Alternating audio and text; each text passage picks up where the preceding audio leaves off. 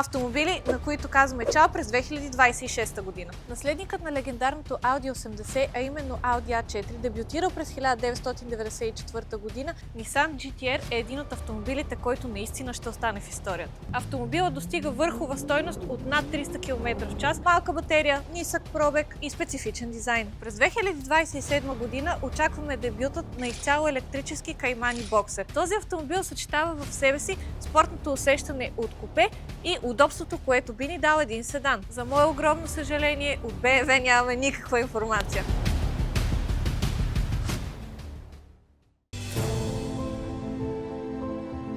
И като един истински BMW ентусиаст няма как да не започна именно с любимата ми марка BMW, който след 10 годишния цикъл прекратява производството на X4. Топ версиите за модела се срещат в 3 литров бензинов и дизелов двигател. Автомобилни критици признават, че можем да очакваме завръщането на този модел именно в новата серия на BMW, нова класа. Дебютирал през 1988 година, Ford Focus е един от най-разпознаваемите модели на марката. През 2025 година Ford официално спира да приема поръчки за Focus, с което официално излиза от сегмента на традиционните седани и хеджбеци. Дали можем да приемем, че тези промени са краят на една ера или по-скоро началото на друга?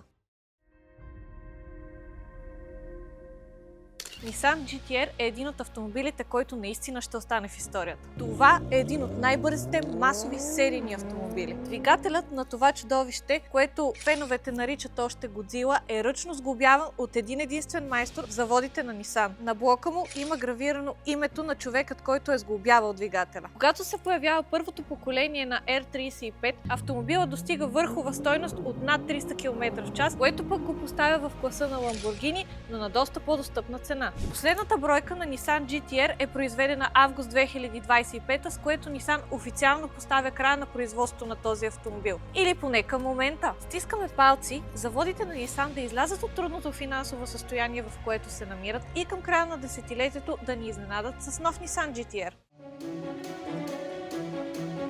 Наследникът на легендарното Audi 80, а именно Audi A4, дебютирал през 1994 година, приключи производството в изминалата 2025.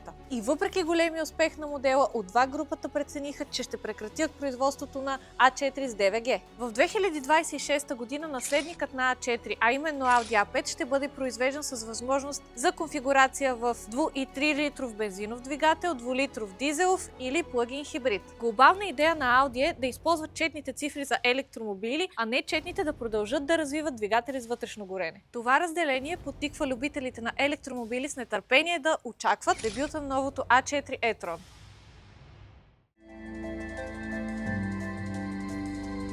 В края на първото Q на 2026 година приключва и производството на два емблематични модела, а именно BMW Z4 и Toyota Supra. Двата автомобила са конструирани на една платформа, сглобяват се в един завод в сътрудничество между BMW и Toyota. Toyota смело заявяват, че това всъщност не е край, а ново начало. Очакваме Toyota Supra да се завърне по-екологична, може би с хибриден вариант и на различна платформа, собствена за Toyota. За мое огромно съжаление, от BMW нямаме никаква информация.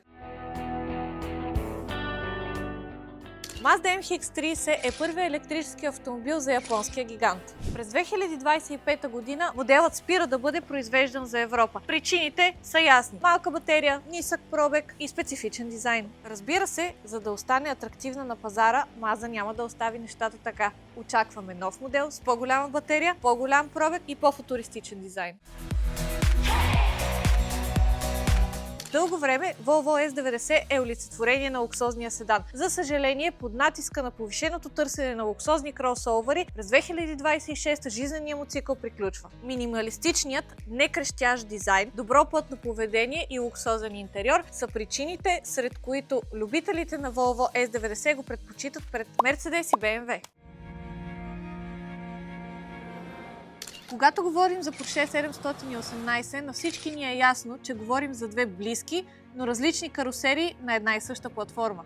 Успехът на линията идва от Porsche 718 RSK, емблематичен модел, известен с добро представяне на писта и рали състезания. Така, Porsche прави връзката между историческо спортно минало и съвременен модел. Последни бройки на изцяло бензиновия двигател са произведени в края на 2025 година. Причината за спирането на цялата серия е, че вече не отговаря на новите екологични норми. Porsche взе решение, че е икономически неизгодно да направи всички тези промени на старата платформа. През 2027 година очакваме дебютът на изцяло електрически Cayman Boxer. Не е изключено Porsche обаче да ни изненадат и с хибридна версия, като потвърдиха запазването на изцяло бензинов двигател само за върховите RS серии. Това накара много автомобилни ентусиасти да се усмихнат.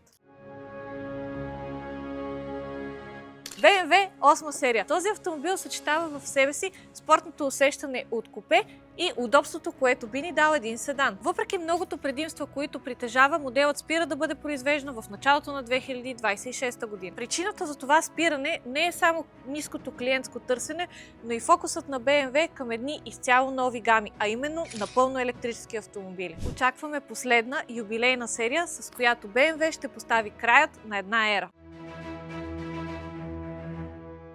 Toyota е един от лидерите на пазара в производство на хибридни автомобили, но интересно е, че в тяхната гама има само един напълно електрически и това е Toyota BZ4X. Дебютирал през 2022 година, едва 4 години по-късно Toyota спира производството на този модел. Още при първите продадени бройки за модела се появяват фабрични дефекти и въпреки бързата и адекватна реакция на Toyota, клиентите подхождат с недоволство. Може би в 2027 година очакваме фейслифт за модела, който ще идва с по-конкурентна и футуристична платформа, по-голяма батерия и естествено по-дълъг пробег.